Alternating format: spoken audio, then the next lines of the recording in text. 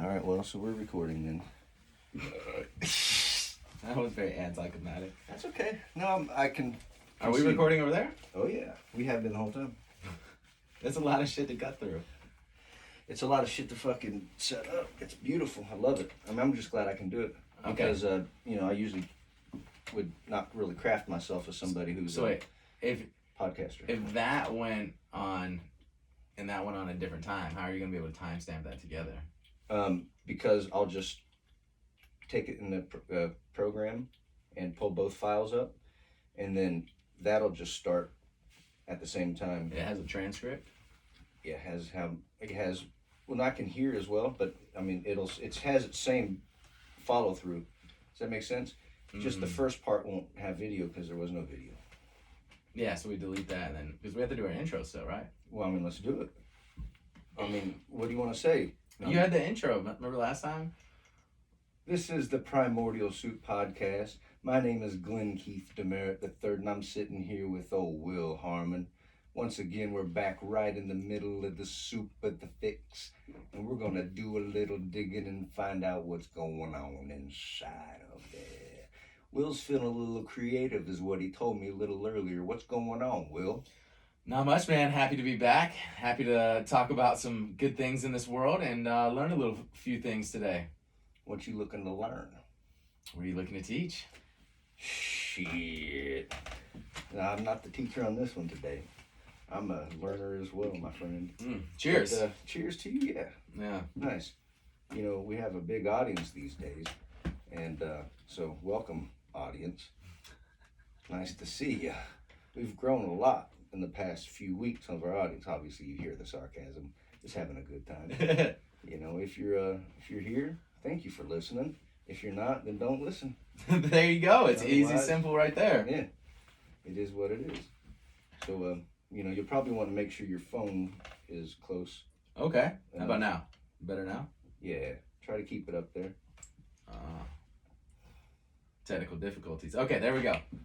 I mean, they have solutions these days for that kind of shit. Yeah, Adderall. Adderall? Is that the way to do it? That's the solution for everything nowadays. Do you do it? Hell yeah. Are you on it now? No. Why not? Because I your heart. No, I'm on it now, not just at this moment. I take it for work. What are you doing these days? Work-wise? Yes, sir. I mean, we don't have to go there immediately, but I have been curious. Yeah, I've just been running the gym still. So I run a few gyms in Atlanta. I got 2 Pilates gyms, help out with a 3rd kickboxing gym. Been doing... There we go, better. There we go.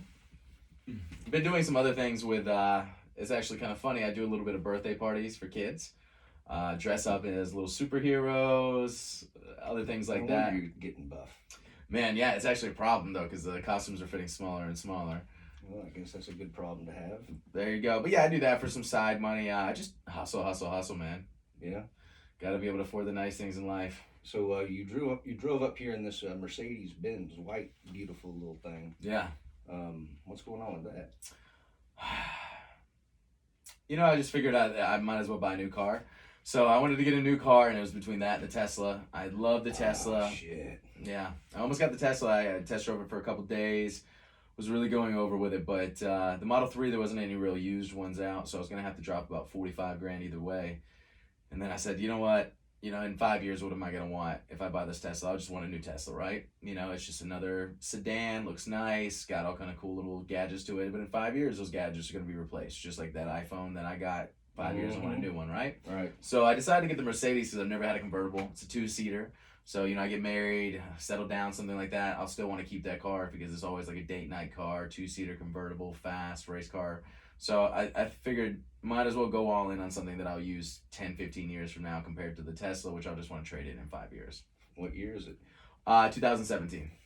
Okay. Well, we'll let that pass. Yeah. Now that was looking sharp, man. Hey, I was wondering what you're going to drive up. Nice, man. Actually, because the first time I met you or saw your car, I think what was it? It was that big old, like a Cutlass or whatever. Did you have a Cutlass? What the hell? One that, I think it got stolen. Remember? Oh, the Chrysler 300. Mm-hmm. Yeah, I had the Chrysler 300, and then I got the Volkswagen after it got stolen. And then, boom, I just decided to upgrade a little bit. I mean, that's fucking righteous, just do it right. Yeah, right. Right. I've never been one of those guys that goes out and gets a new car or whatever. I kind of go buy the shitty car, and we went and bought a new car the other day, and it's really nice. You know what it does? It takes that burden up off them shoulders. A new car? A new car. Have you ever had a shitty car where it's breaking down all the time? Every car I've ever owned. And the new car, Yeah. what does it do? You Gets think about pussy. that? Well, I mean, sure, that makes you that new burden. Yeah, it's a new burden. No, honestly, How many pussies you got hanging on the back rear view or the bumper? man, I really thought that I got a nice car. It's red leather seats, white.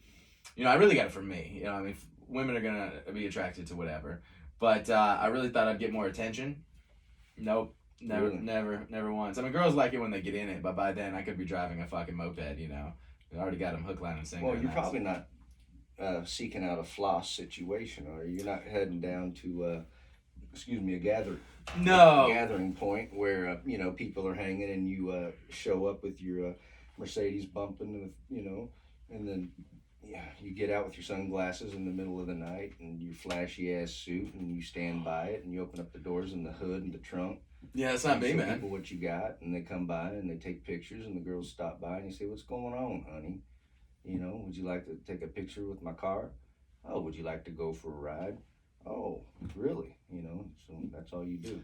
Yeah, I think I'm just gonna drive it to the gym and just put the top down when I drive it to the gym. That's probably as far as extent of flossing I'm gonna do.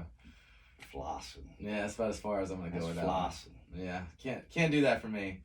Plus, those people I don't really give a fuck about You're a anymore. subtle flosser. I am. I'm like a subtle bragger too. A subtle bragger. You just live by action, is what you do. I try to, but I just, in case you didn't know, I'll just maybe remind you subtly. What's that? Yeah, that you're winning. Sometimes. Shit, I I mean- fought you many times in the gym. You're a bad dude. You got a hell of a spirit, bro. Well, somebody's got to, I right? mean, I'll tell you what, I've gotten you a couple times, but, I always did not look forward. Except I did because it's that fighter spirit, but, That's I just true. knew you don't quit. Man, it's been some years. You gotta stop being a lazy fuck. Get back there. Once you start getting into business, life really hits you, man, and excuses come quick. So, kind of sucks on that one, but always new opportunities. So, let's jump into something fun. All right, what's up? What's fun? You ready to go to war? Where are we going? Iran, son. Oh, you want to talk about that? Hey, I was wondering if you wanted to talk about that. I'm down to talk about man, my I talked to all my old military buddies. Let me get this out the shot. Yeah, go ahead. Fuck Monster. They're not gonna give us anything. that. Yeah, fuck them. Yeah, fuck, it's terrible for you, but you can't drink alcohol. So, anyways, yeah, all my old military buddies are starting to get their resumes ready for contracts coming out. Everyone's getting excited to go over to Middle East now. Really? Yeah, of course. Because, I mean, this is crazy, man. This is unheard of. We just assassinated their highest military leader. Of the country or Of the just country. Yeah. Of the I mean, country. I'm gonna play the idiot here. Yeah, of course. 'Cause It's I not hard to can't- play. Yeah, for me. I No. have to step it up a little. Step it up a little bit. Do it for the camera, right?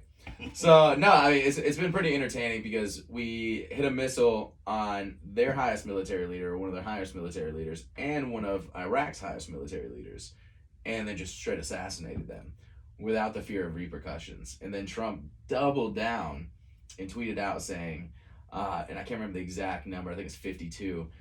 We have our eyes on 52 Iran targets. If they make a mistake, we'll kill them very fast. Mm-hmm. Oh. 52 different Iran. Yeah, it's so you remember this. I was too young, but in the 70s when they Yeah, Iraq, Iran, right. I was born in 77. Just Oh, okay. Wow, I thought you were born in the 50s. Okay. Well, I mean, No, I'm just messing. I get that often, but So the when Iran took all the American hostages on that plane, Yes. 70s, 80s Mhm. when there was, so they took 52 hostages. So Trump said he had 52 sites.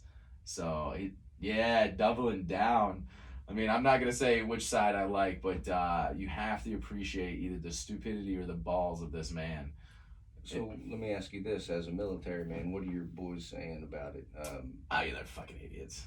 They don't know what the fuck's. What are you saying about it? I mean, you a fucking idiot too. No, I mean, with the military line, it's the exact same as a political line. If you're right wing, everyone's like, Trump's a badass. fuck Iran, we got to show strength. That's how foreign, policy works, is through strength and fear. And if you're on the left side, you're like, oh my God, he's sending us to war again. Look what he said to Obama about going into Iran right before the end of the elections. Like, he's an idiot. He's in all this. So it's the same in the military. So, split party lines. Really? So so even in the military, there's people who are on this impeachment thing, and Yeah, I know a lot of them. In the Army, most of the time, especially my side of the Army where we're in the South, most people are more right wing than left wing. But yeah, there's definitely some people that are on the impeachment side. I think that's just a waste of time. It's more of a circus act than anything. But it's fucking crazy, dude. When it comes to war, usually everyone just gets excited. Because they want to play, or yeah, because they want to play. Because they want to, they're itching to go back in. Yeah, you fuck around in Afghanistan, man, and you're just waiting to get blown up all day, things like that, and then you sit around for 2 or 3 years. A lot of those people kind of get that itch again, especially, what happens in the military is you go overseas, you do your thing overseas, you come back, you're not going to deploy again, depending on the branch is specific, but you're not going to deploy again for 2 or 3 years, so you're just sitting around for 2 or 3 years, and a lot of these guys are reserves.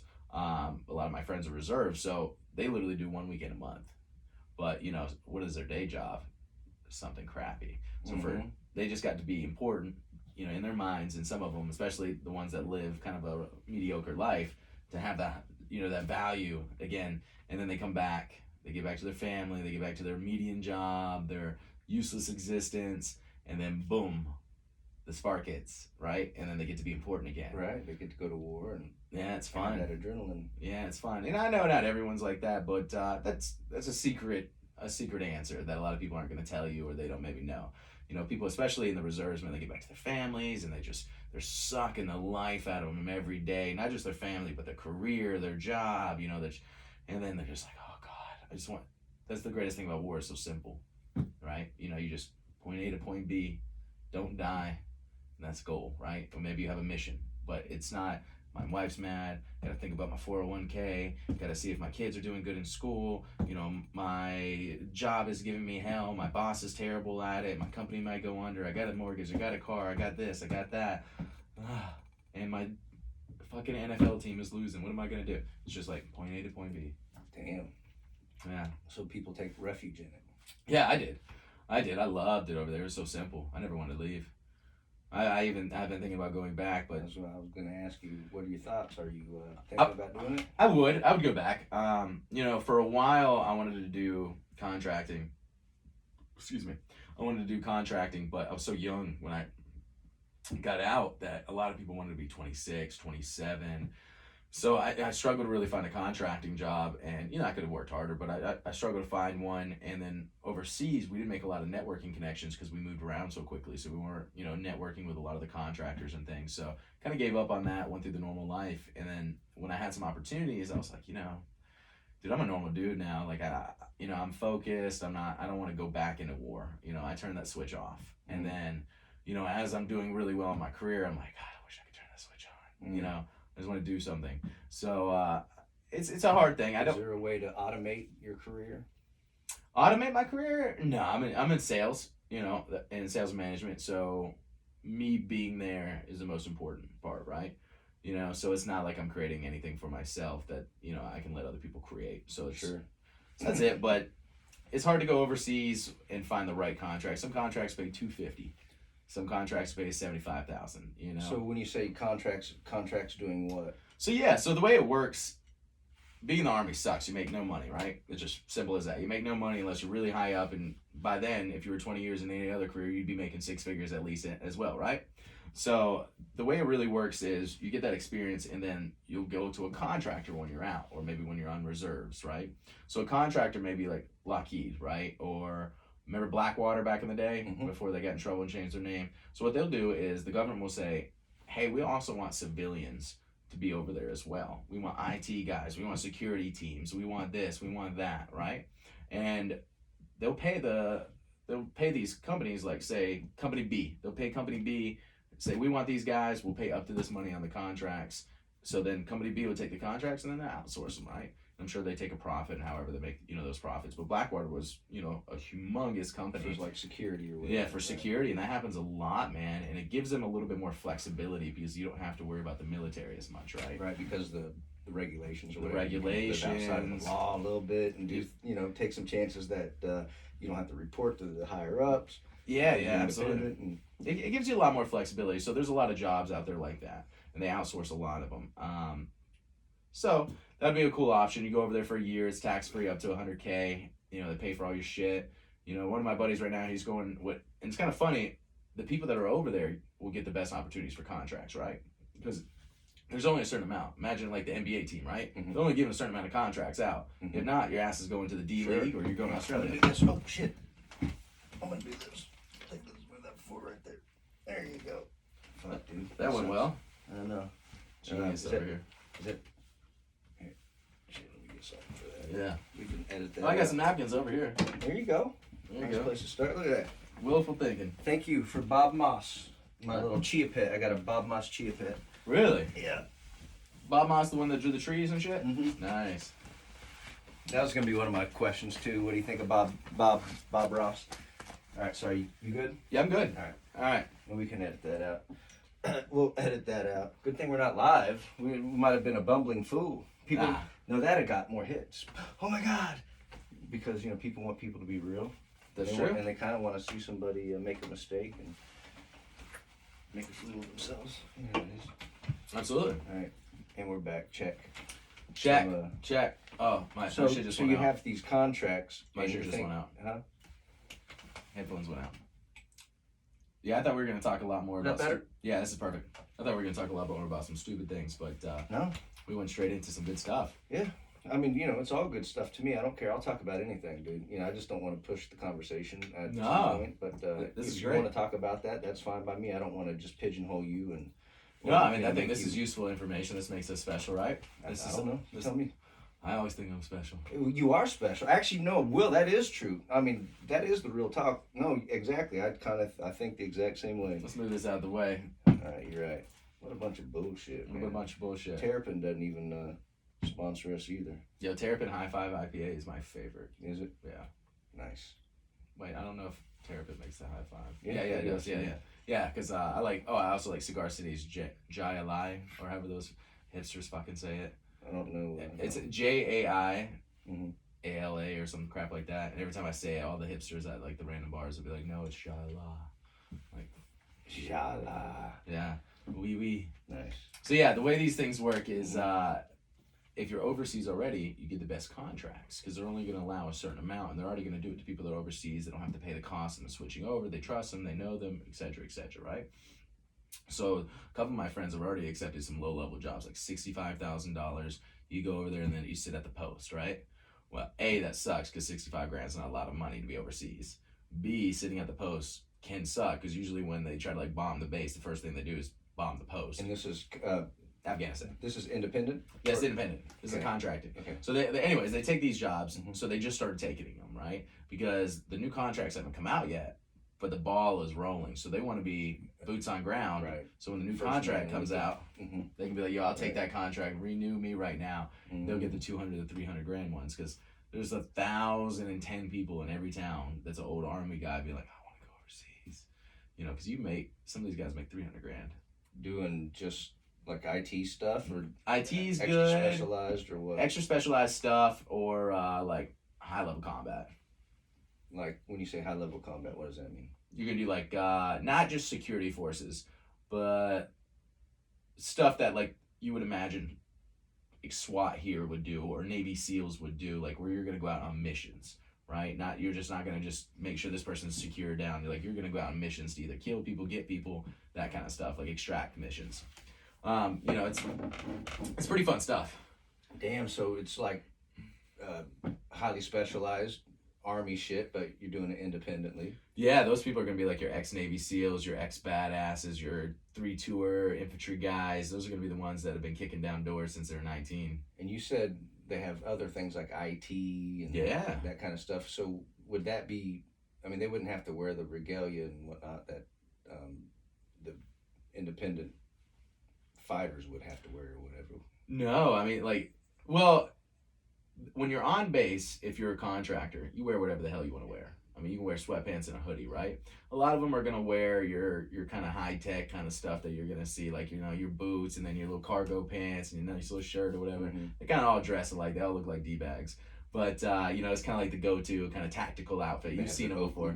Yeah, exactly. But you can kind of wear whatever. But I think a lot of the contractors nowadays, it used to be a lot more relaxed. I think a lot of them nowadays kind of set a standard uniform. Like you don't want a bunch of guys coming up there in hoodies and acting like an idiot. And plus it's Afghanistan, you're not wearing a hoodie anytime soon. Right? You don't want everyone just looking like a bunch of Chads out there. So a bunch of Chads. Yeah, a bunch of Chads. What's a Chad? You don't know what a Chad is? That's Chads. a new word. Oh, really? Yeah. Chads are. Not to change the subject, but yeah, let me hear that. No. Of course. So Chads are your people that used to always see the things like, if you punch me, my dad will sue you. Like the short shorts, the Why polo. do you call him a Chad? Because just a random white guy name that all of them are called. That's Right. like the term. That's funny So because they my got brother's his name is Chad, who killed himself. Oh, really? When he was 26. Yeah, so that that just got my attention. Chad. Yeah, that's the And term. Chad is like that thing on the ballot. That once you punch the ballot when you go vote. That's a Chad? Well, the old school, had the paper and it punched it, Yeah. and then the piece of paper that that got punched,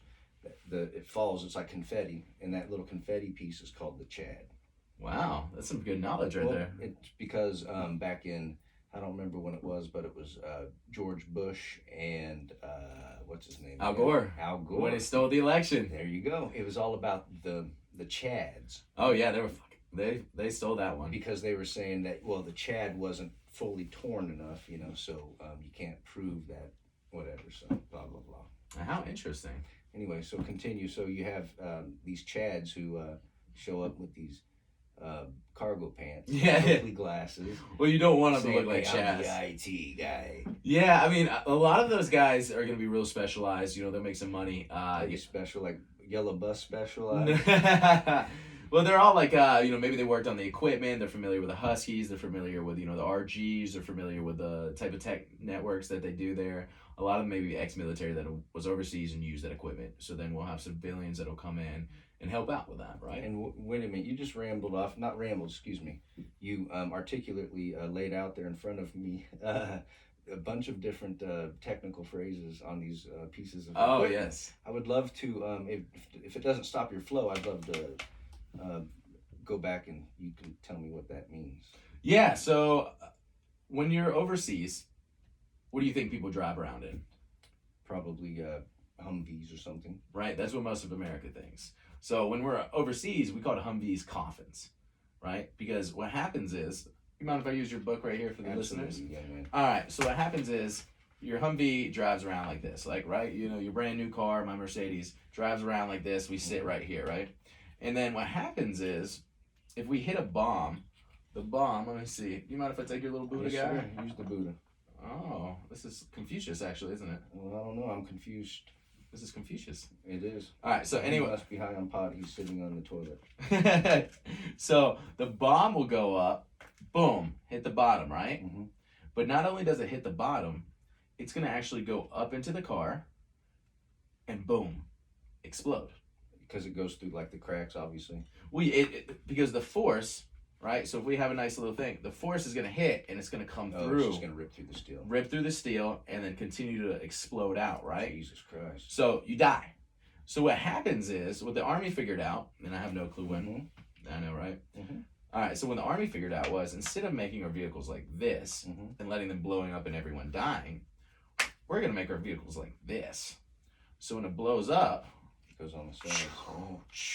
and it Wow. takes care of a lot of the blast. So all your vehicles have a V-shaped bottom on them for the most part. Now, there's absolutely some circumstances that are different. Some old military guys, places where you're not going to need that, civilians, things like that. But people that are going to deal with IEDs, an IED hotbed like we did, you're going to have all your vehicles are like that. They're called RGs. And it's basically like a cool Hummer or, cool Jeep, like a cool Bronco almost. You remember the Bronco, right? The Mhm. old Bronco, Sure. that beautiful 70s Absolutely. Bronco. Just like that. The giant tires. And it's got like a V-shaped bottom. Of course, the Bronco didn't, but it should have. And, They didn't have to, do what you guys have to do over there. So. Oh yeah, Their but I mean, heritage. it was like the man's man. I can't wait to get a Bronco. I'm gonna get one when I'm older. Like I love that one. But anyways, so they're all It's a classic. It's classic. It's nice. So they all drive in that little thing. So an RG is kind of like your troop transport that you're going to see naturally in there. And then the next one we have is what we call a Husky, right? So a Husky, the cool thing about a Husky is it's basically a ground penetrating radar. That's what it uses, GPR. And it's just kind of like a minesweeper.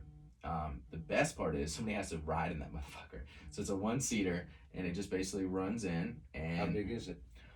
It kind of reminds you of like a Caterpillar. Do you know what I'm talking about? Like one of those like kind of construction vehicles that can dig stuff, or like, you know, it's got a Sure, like a Bobcat. yeah. Okay. But it's bigger than a Bobcat, a lot bigger than Okay, a Bobcat. Like maybe double, whatever. It doesn't matter. Yeah, but anyways, just have an idea. it's really interesting. It's very long. It kind of looks like a insect because it has these like tires out here, and then it goes up, and then you're kind of standing up on here because it wants you to get you far away from the blast, right? So it has these little panels on each side, and it just and then it'll be like beep beep beep, and then okay, so we got ground penetrating radar, and then he'll spend a little bit more time looking at it. They'll get some more information, and then if it is, we'll get this other vehicle to come in and dig it out or blow it up or whatever the case is. But you have to fucking sit in there. Those guys go first, right? So Damn. that shit sucks. Damn. Did you have to do that? Fuck no. Hell no. But I mean, the vehicle was so specially made to blow up that very rarely did anyone get hurt. And when then it would blew up. they wear extra special body armor while they're inside it as No, well? you're fucked. And do you wear a helmet? Yeah, you gotta wear a helmet. Like a helmet like a race car driver would wear, like the covers No, everything. no, or we is just it wear- like a space suit. Or We like just wear your regular old military helmet. Jesus, they take real good care of you guys, don't they? Hey man, that's about all we get. So yeah, one of my old roommate did that job, and he got blown up quite a few times. But it's so specially made because it kind of like, so we have our tires right here and right Jesus, here, Was that? and it hangs up on top. So when it blows up, all that stuff falls away, and then it'll come down. It's not that bad. But the worst part was, you know, for GPR didn't really work worth shit because there's so many rocks in the ground and there's crap everywhere, so it rarely got any bombs. I remember So you just have to roll over that shit and just fucking take one for the team. that's pretty much how we did it, man. God, We had it's to like roll an over old it. school college night. People who have to have relations with the extra hefty one that they might not have necessarily thought they were going to be involved with at the beginning. That's it, man. We're fucking fat girls out there nonstop. There's a gym. There you go. We're not cutting that out, dude. No, that's good. I made your cheeks red, so that's a good one. Look in the camera and tell them hallelujah. Hey, there you go, man. That's what we're doing. That's right. We're the Primordial Soup here. We might as well talk about our sponsor. Here we have a sponsor. We have a sponsor statement, book? A sponsor statement. Oh, shit. This is written down in a book that was handed to us by Yeah. Jesus. If you're listening this far, this is our time to sell you some shit. I'm just joking. This is called Sponsored by Sex, Drugs, and Bluegrass. Come hard and go fast with Sex, Drugs, and Bluegrass. That's all. That's right. Keep going. Yes. You gonna flow? Do you know how to flow? Do you flow? Do you spit? Do you freestyle? If I were to use this rhyming book, I feel like I'd be the best rapper alive. I feel like Eminem knows this book by fucking heart. I think he wrote it. Did you not see the author? He's co-wrote. No, I'm just joking. Oh man, I was about to be like, holy shit. No, I'm talking Kevin Mitchell, whoever the hell Kevin Mitchell, man, that motherfucker. Do you know him? No, that motherfucker, but a sucker and a plucker on that clucker. Mama mucker, tell me twerker. I got the beads on my looker. Just joking. Yeah, I think you got a few more pages to read, brother. Well, that was just my, that's how you sound like a bumbling idiot. Man, this is crazy. Look at the mess. They have a page one about mess. Mess, access, address, barrenness, bashfulness, bitterness, bless. Man, that's crazy. Bitterness, bless, pass, mass. Let me see that. Shit. Yeah. Let me see how to rap. Here. Let me show old man, young man. Watch this.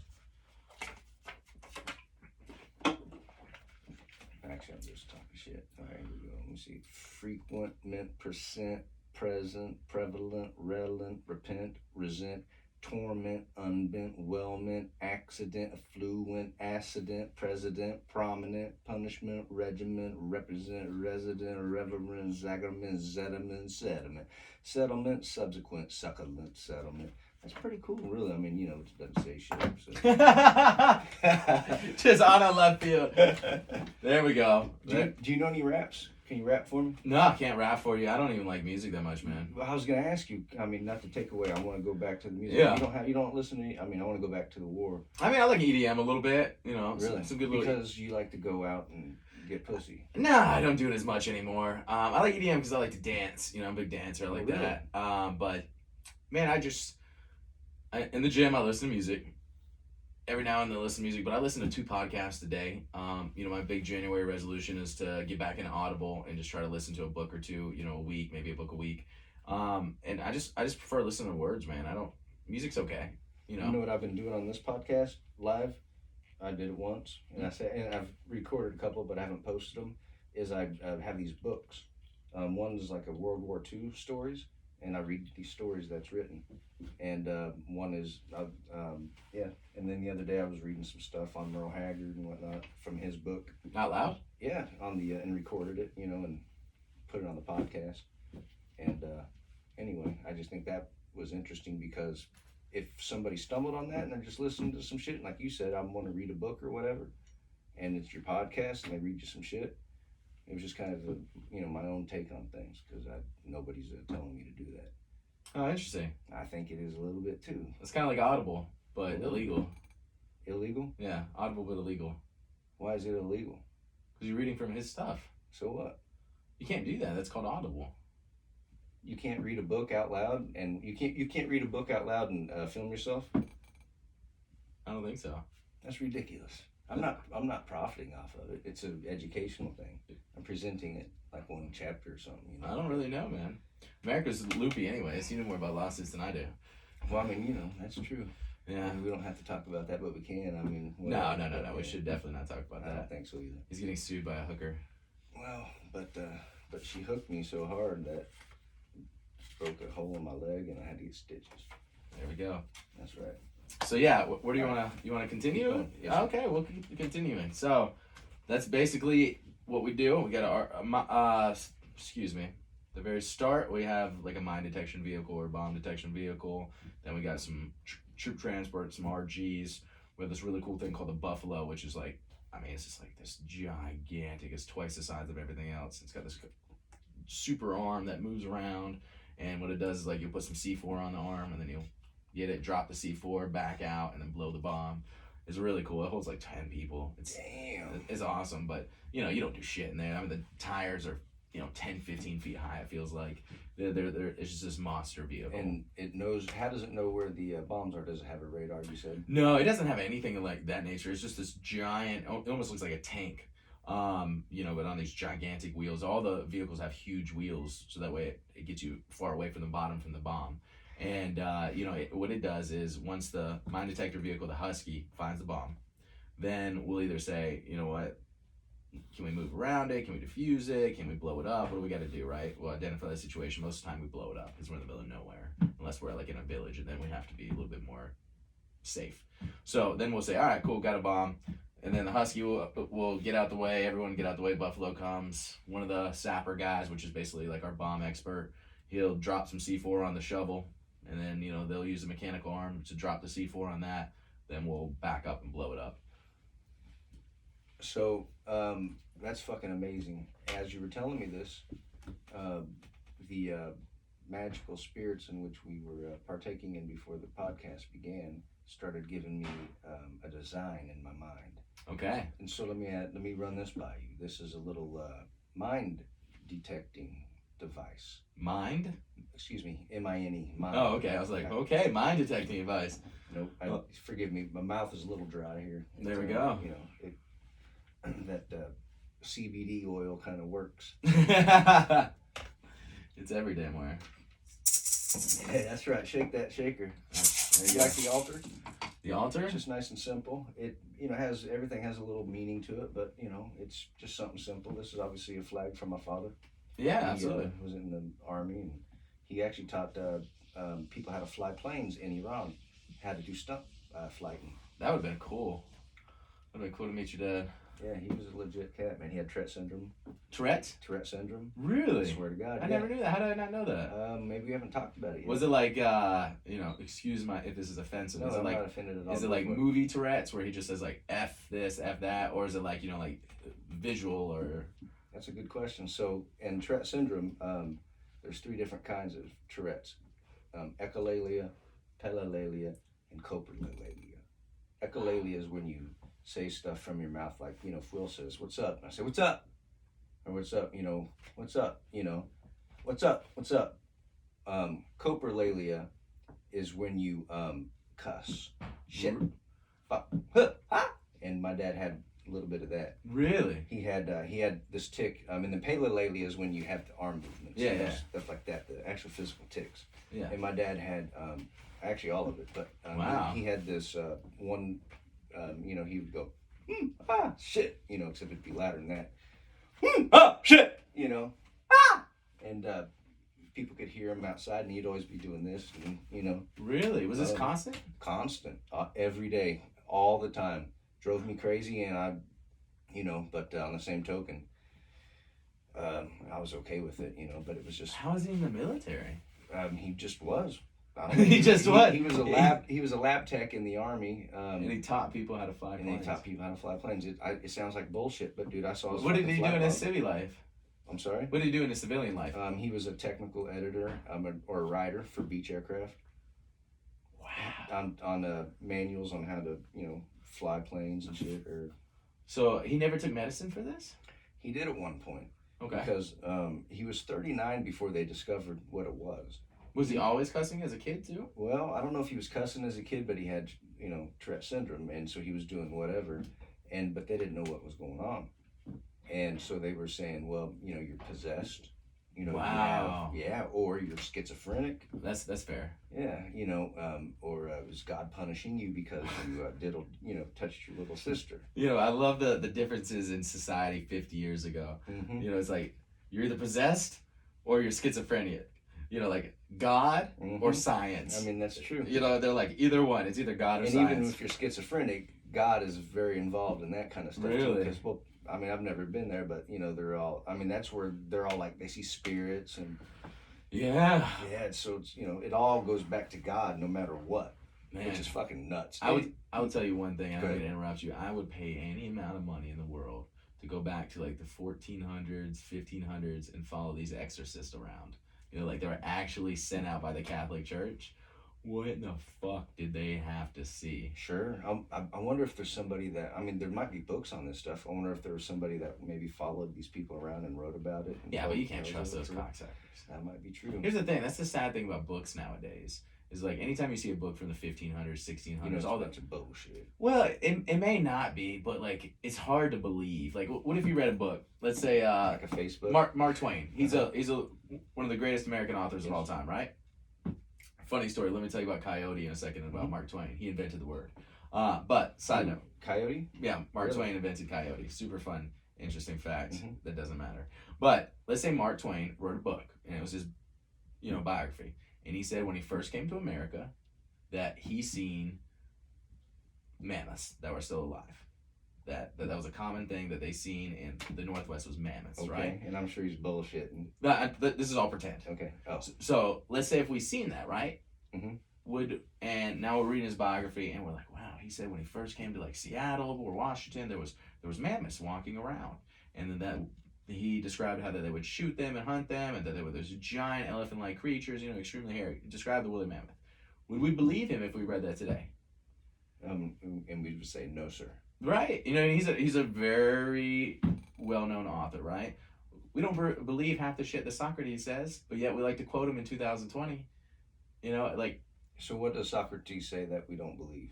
Anything about the mythological times that we get into there, right? So did Also touching kids, we don't believe that. well, I mean, did he do that? Of course. God damn, fuck these people. I don't know if he specifically touched kids. Please don't sue me, Socrates family. But that was the times back then. You had like students, then you touched each other. Oh well, I mean, the college. You're a kids- teacher. Do you understand that? No, I. You know what I do? Check this out. No, I've never touched any of my students. That's I've good. never had any relations with any of my students. That's always a good thing. And in fact, check this out. Whenever I tune strings on the guitar, I say, well, all right, let's tune the E string, or whatever it is. Let's tune the A string. Let's tune the D string. Let's tune the G. Let's tune the B string. Oh, you only saying And G-string in front of it? let's tune the E Well, string. you're only with kids, right? No, adults as well. I do Adults as that. well? I do that just because, man. I'm not going to be the one who puts that in your brain, or tune the G string. Oh, just a little more. Oh, wait a minute. Turn. No, fuck that shit, man. I just Yeah. avoid it, dude. So the point is, hell no. Yeah, of course. I make a goddamn beeline to the fucking safe zone at all costs. You got And to. dude, that was I've been teaching since 2004, and that's always been my motto. And I've always known every time I'm in any teaching session, I take it as if I'm on camera, and that everybody's watching me, even if nobody is, because that's the truth. That's exactly what I do when I have sex. Take it if there's a camera and everyone's watching me. Seriously? Yeah. Why? Because you just want to make sure you don't get in trouble? No, I just want to make sure I'm performing at my best. Will Harmon, ladies and It's gentlemen. just an extra level right there. If Really? you believe there's a camera right there, mostly there is a camera right there, but still, and then You film yourself having sex.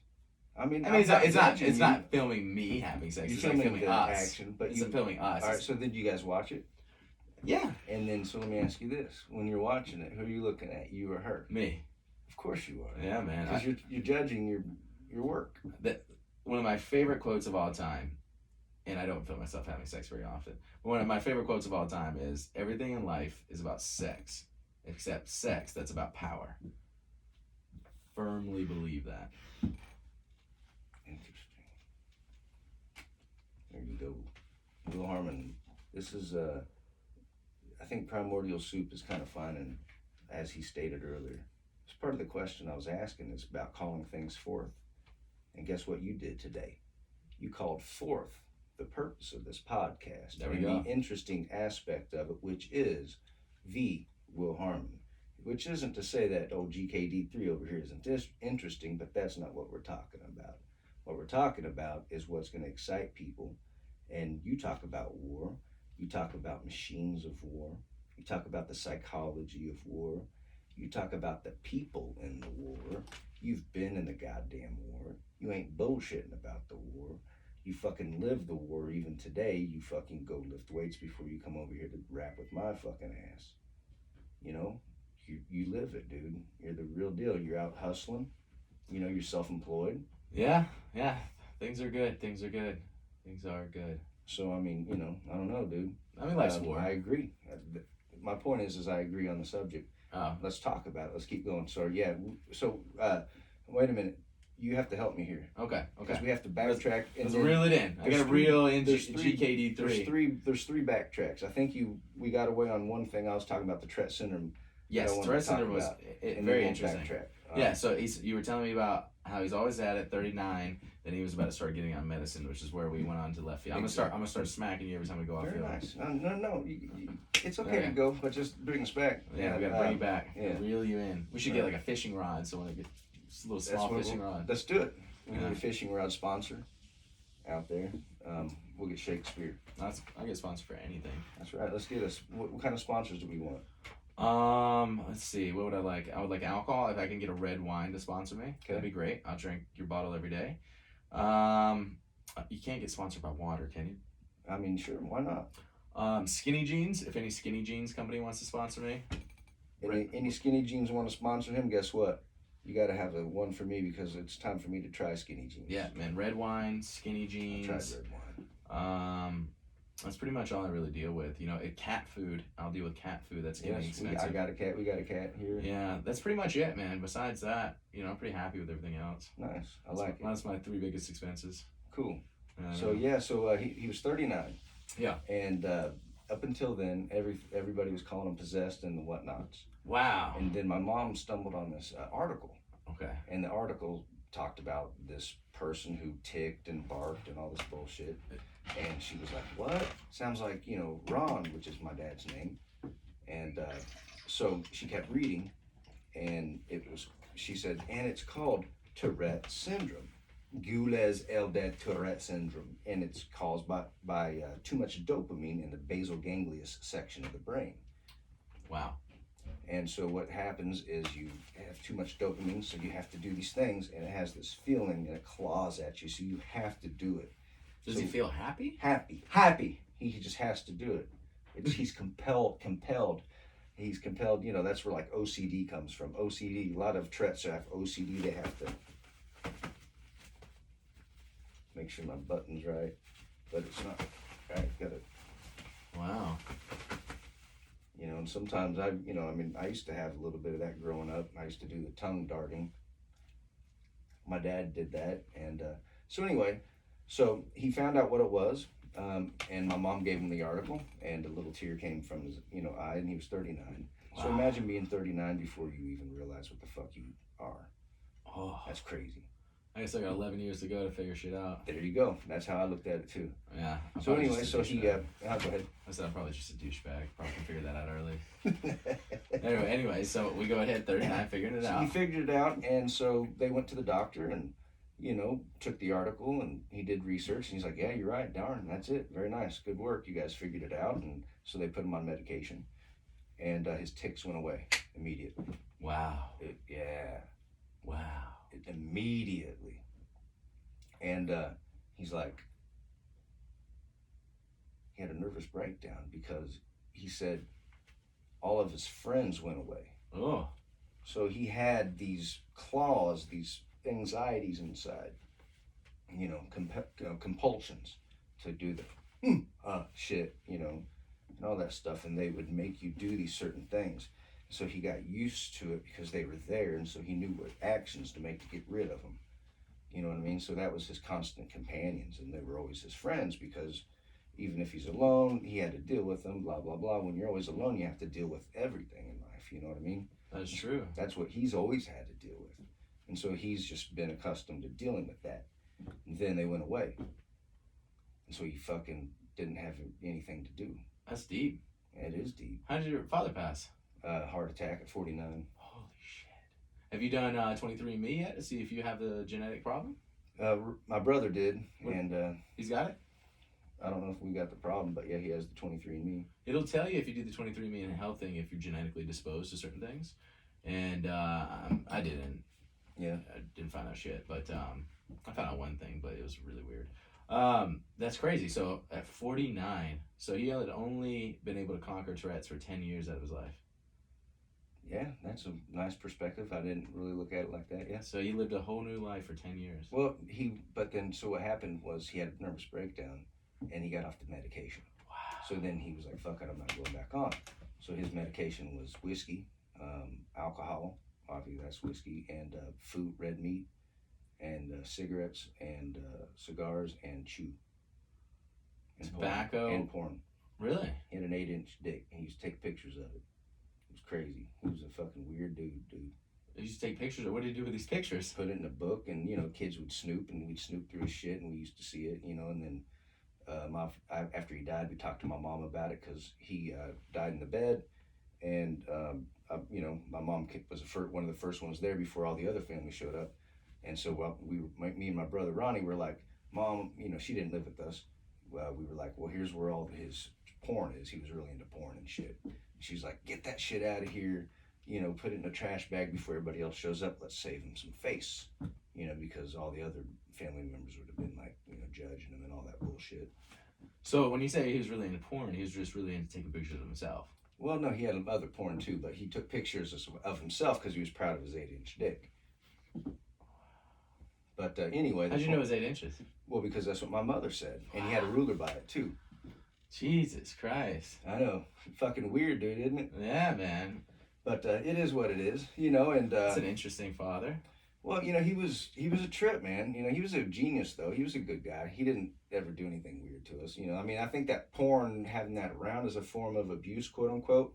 But it wasn't out. He had it put up, and kids snoop, and he should have been smarter with it. And yeah, it's hard. come on. I'm 28 now, so I remember, the first time, like, one of my friends, old friend Mike, his parents go out of town, and then he finds their porn stash, and we're sitting there putting in, VHS into the TV, and we're all sitting there.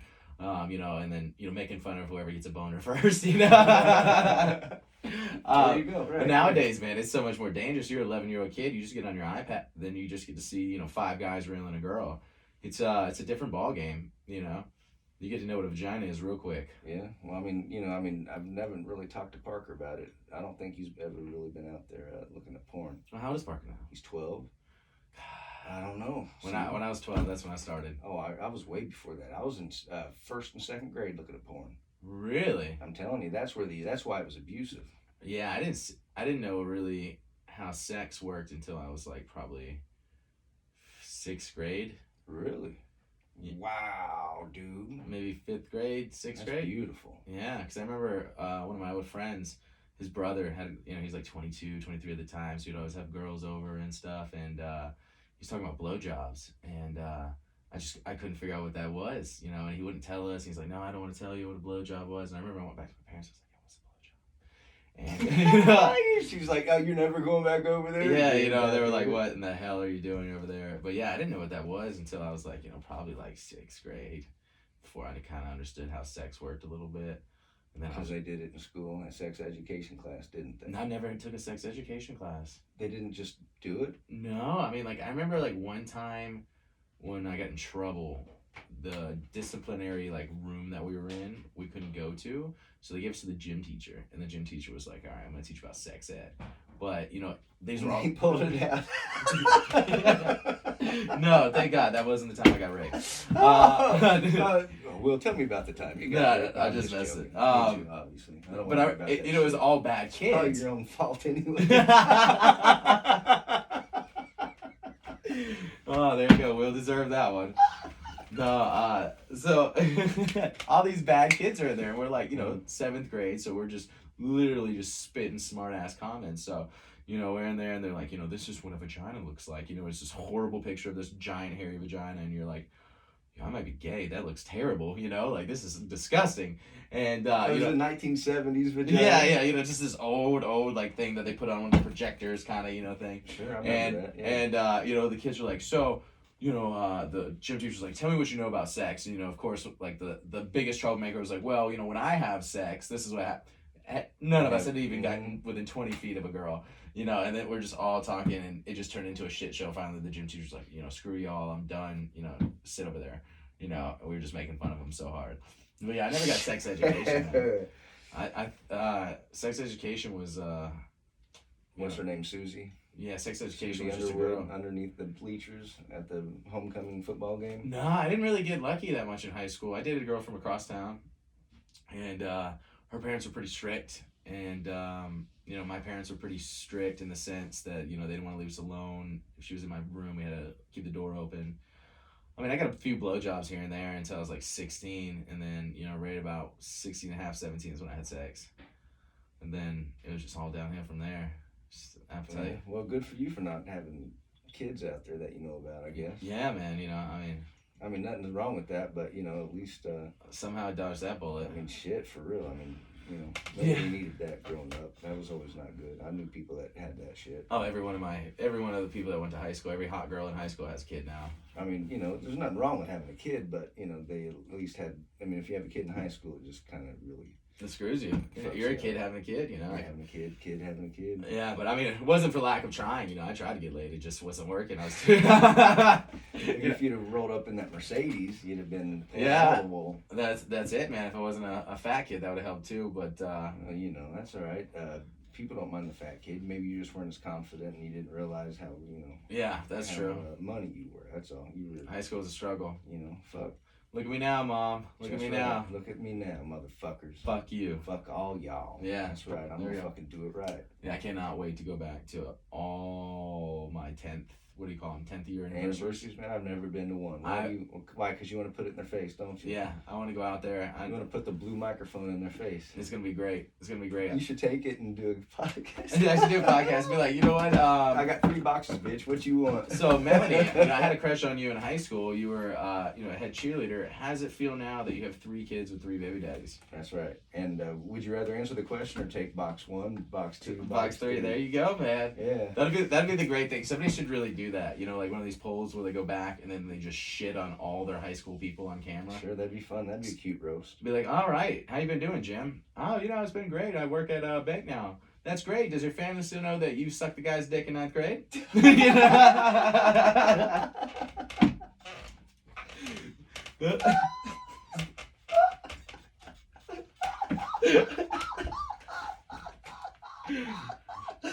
Oh, that's hilarious. That's fucking too much. Yeah, man, that's it, man. High school was where you were trying to figure out who you were. So you were this weird soup of just weird feelings of testosterone, of like confusion, Like self-awareness. soup, right. That's it, man.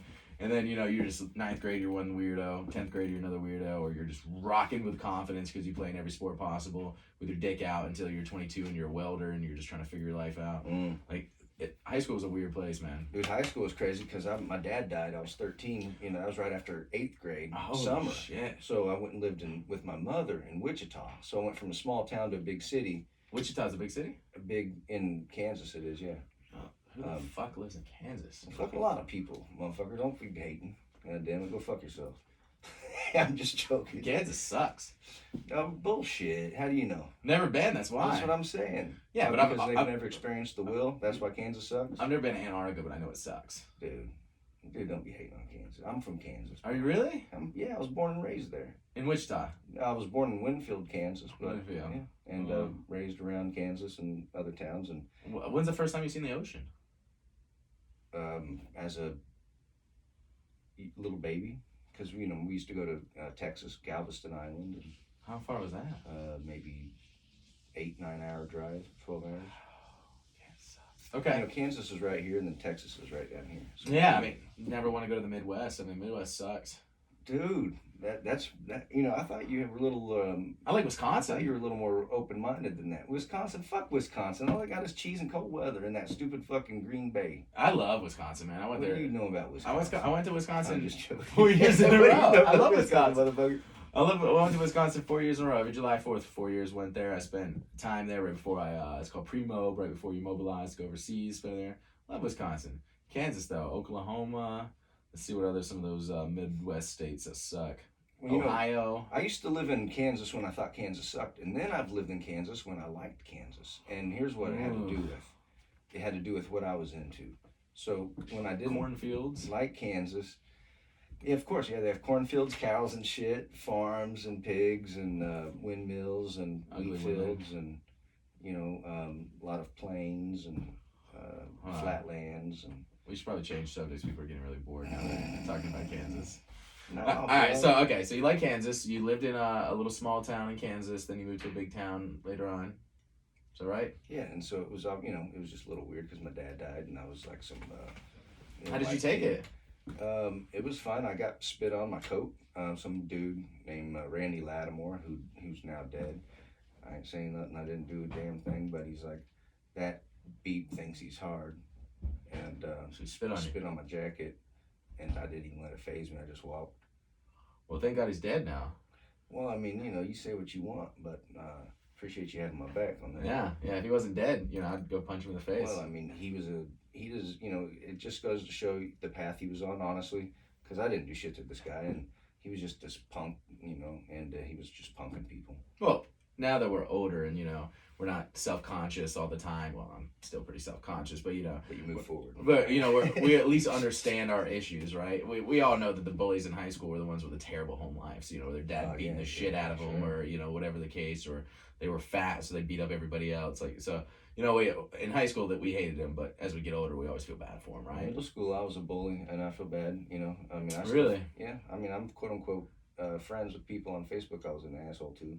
I've never apologized, and, I remember when I first became friends in Facebook with him way back in 2008, I remember being like, oh, I should apologize, and I was like, oh, this is my redemption, but I never did it. And How does that make you feel now? I'm cool because it's fine. It is what it is. I just was a fucked up kid, dude. I had a shitty home life, and Sometimes bullying is good. I'm a fan. Bullying sucked. I got bullied a lot. I got bullied pretty much my whole life, up to there, because I was like this little kid with glasses, and I won all the spelling bees and all like the number one in this school and all that stuff. So people just fucked me up because I was a little kid. they were jealous. Yeah, well, it's dumbing down America. That phrase. I was in one of those school districts. But bullying makes you hard, right? And I'm not saying that everyone should just go out there and beat the hell out of the nerdy kid in there. But sometimes what I am trying to say is sometimes being in a situation where you have to deal with confrontation and conflict and be able to handle that in an appropriate way is a good indicator of how you live with life. I totally agree. Now, I don't want Parker to go get beat up every day, but Parker should deal with a bully so he can understand how to deal with it and understand that sometimes life sucks and people suck. So I got to learn how to deal with it. He has those in jiu-jitsu. Yeah. There's these kids in there who are extra aggressive. Exactly. Even in kids' classes, and then some kids are doing the technique. But, there's kids that are just trying to take your head off, and he has to stop them. And he, has to use technique, and he does. Yeah, that's why jiu-jitsu is amazing. Everyone should. I would never make my kid do anything besides martial arts. Music and martial arts. Yeah, I don't care about music. I'm just kidding. I'm kidding. No, I'm just kidding. No, it's true. No, I mean, I would love to learn how to play something. I just don't want to. It's just it's like I have these things that I want to do in life before I die, but they're just not a priority right now. So I put everything into this 40-year-old box. So when I'm 40. I'm gonna start climbing mountains, maybe learn how to play the guitar, paint, creative things. Because I'm not a very creative guy. I'm creative in some situations, but I don't really get turned on by the creativeness in my brain. I like numbers, I like thinking statistics. I love if you're playing fantasy draft in football, or you're doing something that's very numbers and plugging things in. I love that. I don't love just relaxing and listening to music and just zoning in like a lot of people do. It just Sure doesn't give me pleasure. That's tough for me these days too, especially if I take an Adderall. I'd rather make it, and do something, create Make something. Adderall? No. I was like, yeah, I don't think that's a good idea, Glenn. No, make music, Make music. Well, you're good at it. You're very good at it. So you found your talent. That's good. Well, I mean, it's anyway. What that brings to the question of the instincts, but we don't want to talk about that right now. Let's go back. So I talked about the Tourette's. Where were we before the Tourette's? Let's go back to that. The Tourette's we were talking about military, but okay. So you were talking about high school though. So you want to go back to that? Yeah, because we actually have a very similar story. My mom left when I was in 8th grade as well, and then from there my life just skyrocketed downhill, all negative. So is that a similar circumstance for you? Well, in some fashion, I mean, there were some positives, but yeah, my dad died and it changed your whole fucking world, dude. You can't fucking. You die too. I mean, everything changes. It's just tough to explain. I mean, it's interesting how some people handle it so differently, right? So my ex-girlfriend, I won't name her because she's a bitch, but she was a child's therapist, psychology, some whatever, insert word, and I always thought it was such an interesting job because as a kid I had to go see psychologists or counselors a lot, and I just go numb, right? And I just be like, nothing's wrong, I'm fine, it is what it is, it's okay, life sucks, that kind of thing. Just always fine, right? And I did that, put that numbness, that front up until, forever. Mm-hmm. So it must have been such a difficult job to try to reach kids when they handle it differently. Some kids go out and get into crime and bad life. Some kids just shut down and become instantly numb. And she doesn't even know how to fucking go there. Yeah, I mean, I don't know how any therapist would be able. It's such a difficult job to deal with kids that that haven't mastered the understanding of their feelings. Sure. And and I'm not saying adults have, but haven't mastered or learned how to understand this is why I'm acting this way. I treat women like crap because maybe my mom was bad, or I have issues because of my father. Even people that are pretty screwed up, they kind of know why they're screwed up. Mm-hmm. Doesn't mean they're gonna fix it, but they kind of understand a little bit. Mm-hmm. And kids are just they're in left field. Right. So it must have been such a difficult job because, do you think you and your brother handled it the same way? Well, even growing up, we were a little different. My brother was not the troublemaker that I was. He used to get these awards. I was caught being good, and I used to, get caught being bad and have to go get my ass whooped in the principal's office. I'd wear 5 pairs of underwear because I knew I was going to get a spanking there. Really? Yeah. Is that a true fact? I swear to God. 5 pairs of underwear. You must have the sweatiest balls. Well, whatever. I never smelled them. But really? And then I would do these things, weird things, like I would dress really nice one day because I was like, well, I'm going to test how you treat me. And then, and then I'm like, next day I'm going to dress like a fucking piece of shit and see how you treat me. And really? How old are you doing this? 4th grade. Wow, so you're trying to figure out how the world represents you at 4th grade? I guess, I don't know. when I was in fourth grade, I was not thinking about that. I didn't really have really bad home issues until like sixth grade. Like but up until about third grade, everything sucked. Maybe second grade, everything sucked.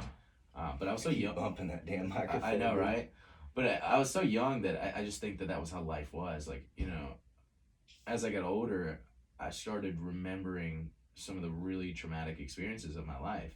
But I had to shut all of it out. Like, I didn't even think about it. Like, there's this one story, and this is kind of left field.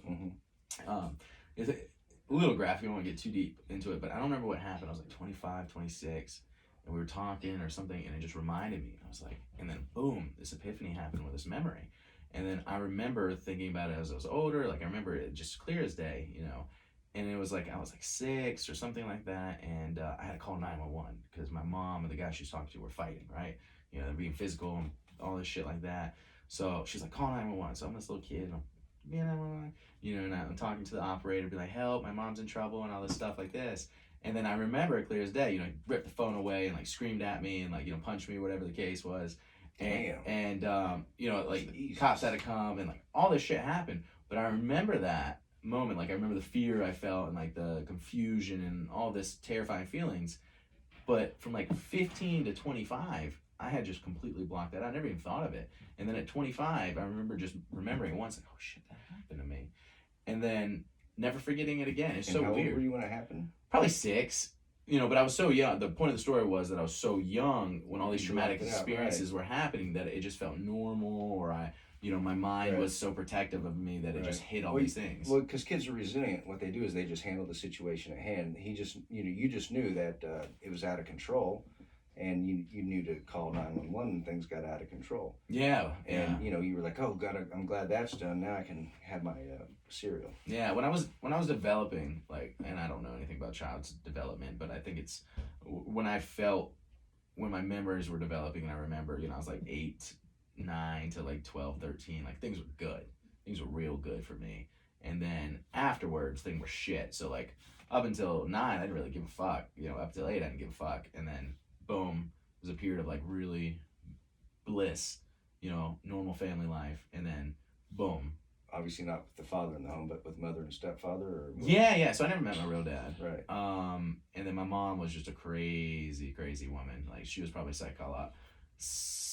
what would you call it? Psychologically, or she was crazy. Psychologically challenged. Yeah, I guess. I'm trying to think. I was gonna say fucked, but you know, I was trying to be nice. But I mean, she was the one that taught me. Crazy. Yeah, I mean, she had some like real issues. You know, I mean, she was just a fucked up person. I'm sorry. Yeah. I remember there's this one time, and like it didn't happen, but this was just how fucked she was. I was like, we were living in a pretty good house. Like, my parents were starting to fight a little bit, and like I kind of was seeing the uncomfortability, but I was like the glue, right? You know. And it was like maybe 12 or something like that. And my mom woke up, we were eating breakfast, and she was like, you know, Will, your dad raped me last night. Damn. Right? And I was just like, and my dad's like, you know, he was a very reasonable guy. And he wasn't like a fucked up person at all. Like, you know, he never did anything bad to me ever. You know, he was a really caring guy. He was just put in a really tough situation. And he was like, you know, you can't say that in front of the kid. Like, why would you say that? And, you know, like, what reasonable responses. But my mom would always test the waters like that, right? What was she on? Was she on any pills or anything? I don't know. I'm sure she was. I mean, she had probably a mental illness at some point, but like, she never worked. As long as I remember, like when I was young, she worked at like a pizza parlor, because I remember she would give me these pizzas to take, and I would sell them at school for money. You know, that was our hustle that me and my mom had. I mean, damn. Yeah, you know, it was cool. It was awesome because everyone came over to my lunch table. It was like, you know, $2 a slice, and you know, she's like, did you bring me my fucking pizza money? And like, you know, I would have to like come home from school and stay at the pizza parlor. $20. Last week you came home with 15. I said you need to up your percentage by 35%. Right? This is what you fucking bring me. She was a really caring woman too. She always put me first. She was in some really tough positions. I'm just having fun. No, of course. Yeah, I mean, I was just a little hustler back then, I guess. And but anyways, yeah. So then my dad. You still are hustler. You've always been hustling. Got to, man. Got to. I want to be able to, you know, afford the things for my kids that I didn't have. That's it. I don't really care about anything else. So we go into this, and you know, the point of the story was, after about 8th grade, she dropped me off at. Excuse me. That's why I can't drink Monster. So. You all right? Yeah. In 8th grade, I don't drink carbonated stuff much. So in 8th grade, she drops me off at school. Boom, drops me off middle school. Bam. So my mom was one of those overbearing moms. So she was at all the PTA meetings talking shit, embarrassing me all the time. You know, they drop me off at school, pick me up. You know, always there. Like hate all the other people. Walking up, waving. Yeah. Hey, Will. Yeah. Oh my Fix God. your hair. Yeah. No, it's like, is that the girl you've been talking about? Like pointing her out in front of me. I'm just, Oh, he says he thinks you're so darn cute. yeah, exactly right. You know, would always be like, if it's terrible. But anyways, so boom, get in the car line at the end of school. I'm waiting, right? Just waiting. I'm like, shit. You know, I didn't have a cell phone at the time, so I'm just waiting. Don't see mom. It's like 2:15, something like that. You know, wait until like 3:30. I still don't see mom. Still don't see nothing. And then boom, like I get a call. The teacher's like, hey, you know, it's getting late. Like, why don't you just wait in there? And then she was like, came with my dad, and she's like, hey, we have to talk to you. She's like, your dad's gonna come pick you up, but I want you to come to my office tomorrow morning. And then, so my dad came, picked me up, and then it was like, you know, hey, your mom left, and all this stuff like this. And I kind of explained the situation, and I was like, shit. So next morning, I had to be like, for the full week, I had to just sit in the counselor's office and talk to the counselor for a week before they let me back in class. And then people started being like, well, why were you gone? You know, so then the kids were asking about it, and they're like, where's your mom? And then I was like, fucking, then the shit started. no, you know, that's one of the, kids are brutal, but that's one of the lucky things I never dealt with. Nobody ever said fucked up shit about my mom. Nobody ever tested that. People were like, you know, people were pretty respectful of that. They knew that it was a really shitty situation. Like, nobody was like, that's why your mom left, you loser. You know, you know, like some things nowadays, people be commenting on each other's Instagram. Your mom left you. That's why this picture sucks. Sure. No, I was on a job for Black Lightning, and I was sitting up in a tank, you know, with a gunner, and the fucking assistant director dude, he looked at me and he goes, your mother doesn't love you.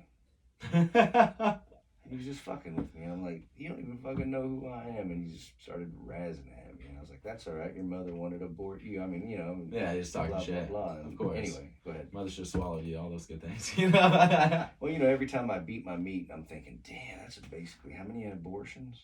Damn. Yeah, that'd be probably not going to heaven now.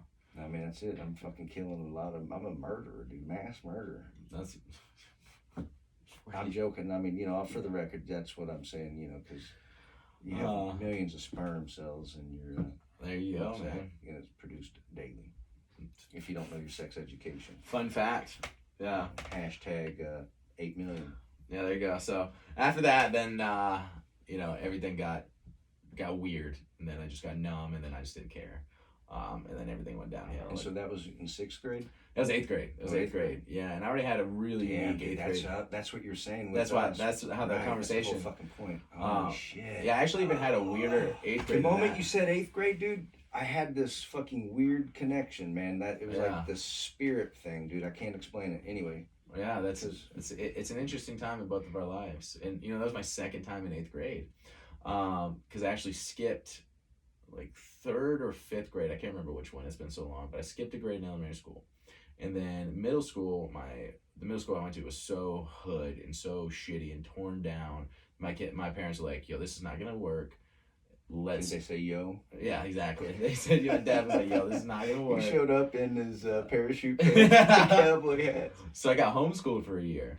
And then that was just like chill. I didn't do anything, right? You know, my dad pretty much would work and then try to homeschool. And my mom would just like mess around and be like, take these tests, or she would take them for me, you know, that kind of stuff. Oh man. And but I was so smart at the time. So then boom, I was homeschooled in 7th grade too.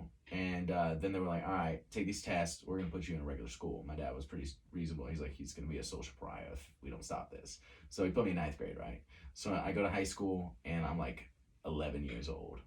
And then like I was 11, like 5'4", like 90 pounds, and like the bottom fell out. Like I couldn't even make it through school without either getting beat up or like. You said 11 years old in what grade? 9th grade. Yeah.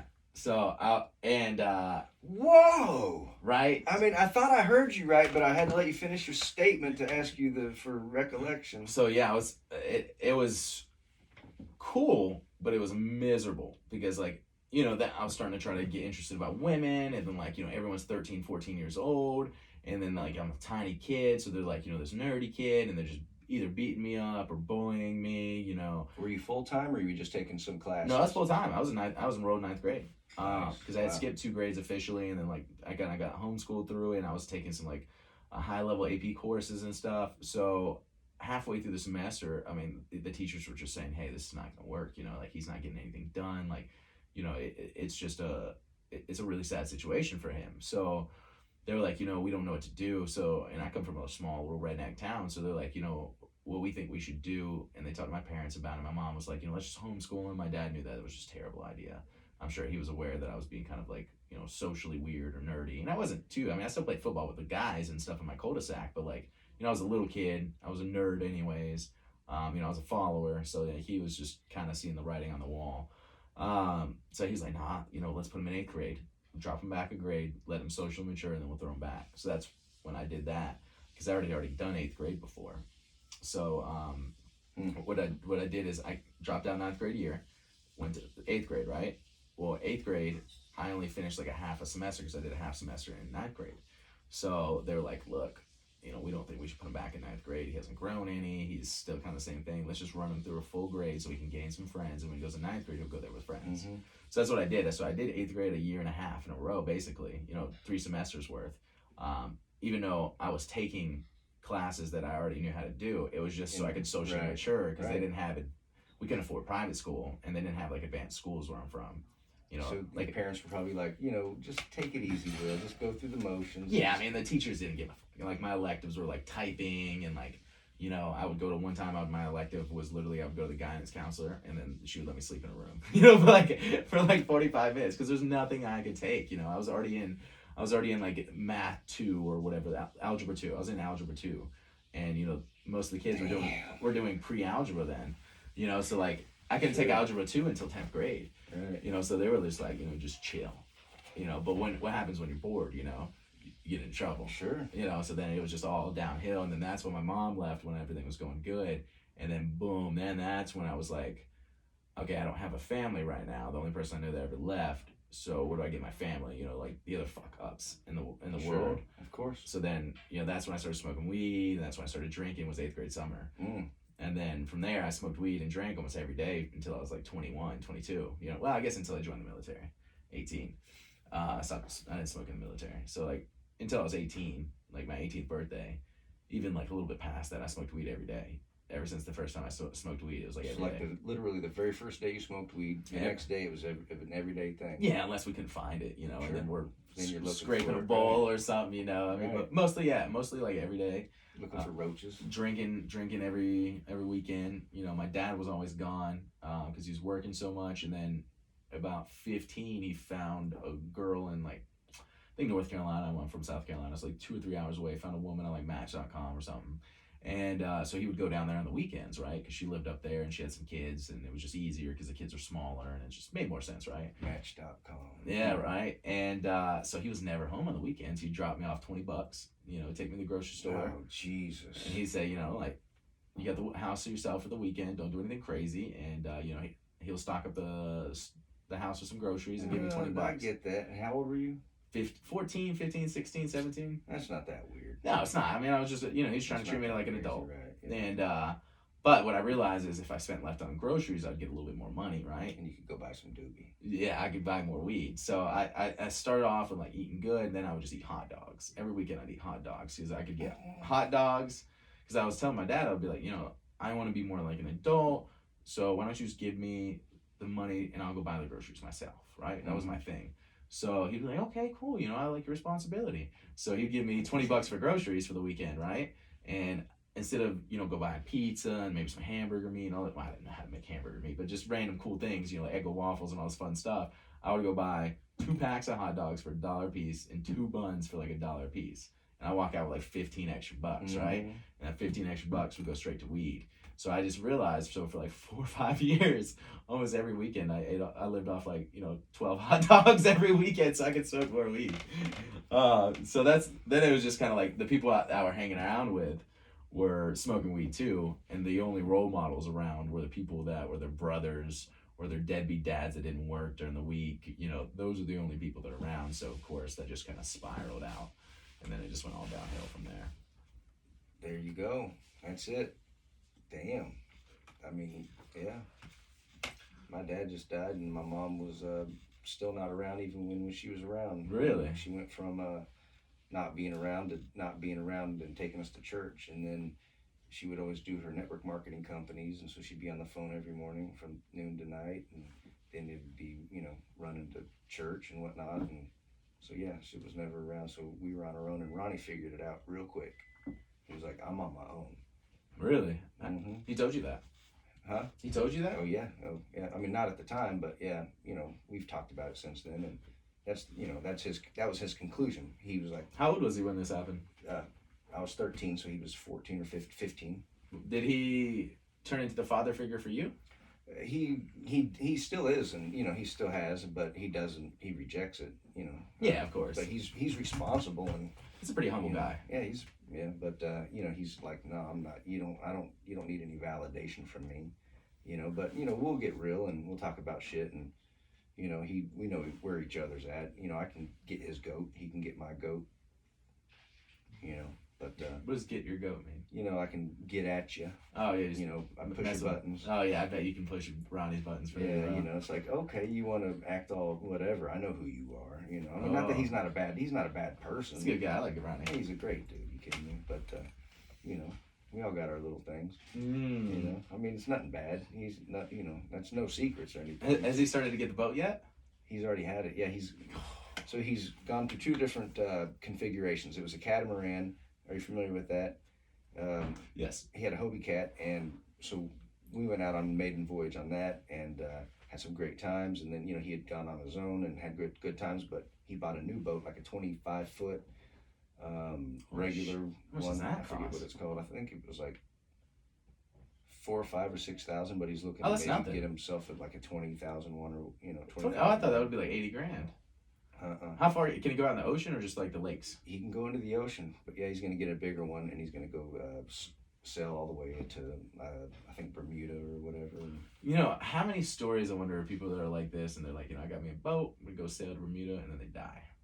I mean, they're out there. Well, I think Ronnie's smart enough; he'll figure it out. Hey, this is a good time to break. I need to take a piss. So do I. All right, cool. Yeah, dude, it's been fucking dope so far. Yeah, dude. man, this has been a good one. I mean, this is way better than the last one. Because I'm not as fucking drunk. Dude, I was a wasted idiot. Yeah, that was fun.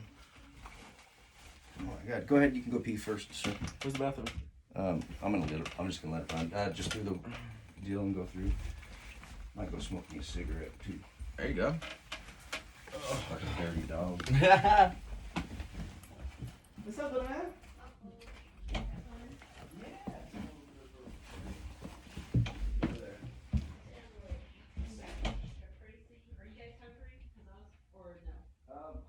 I can eat something. I mean, did you already cook something? Oh my god. Yeah. Are they ready? And they'll be ready in like a flash because I made them. What's on your sandwich?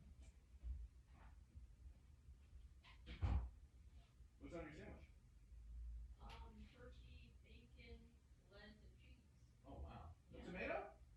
He had a bunch of mozzarella caprese before. Mm. So he had a bunch of fresh tomato and basil and mozz. Aren't you lucky? I ate pizza rolls as a kid. Yeah. No, Parker eats pretty good.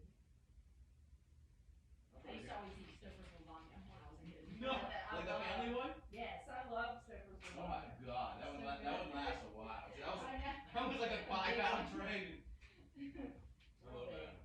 That's why you get so tall. You know all this good stuff. I know. Almost as tall as me.